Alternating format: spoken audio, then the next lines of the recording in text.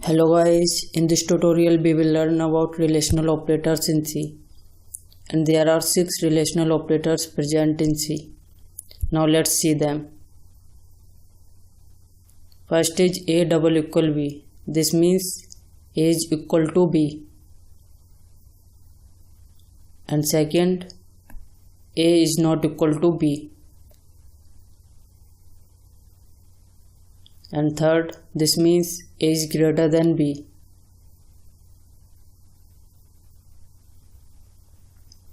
And now this sign means A is less than B or B is greater than A.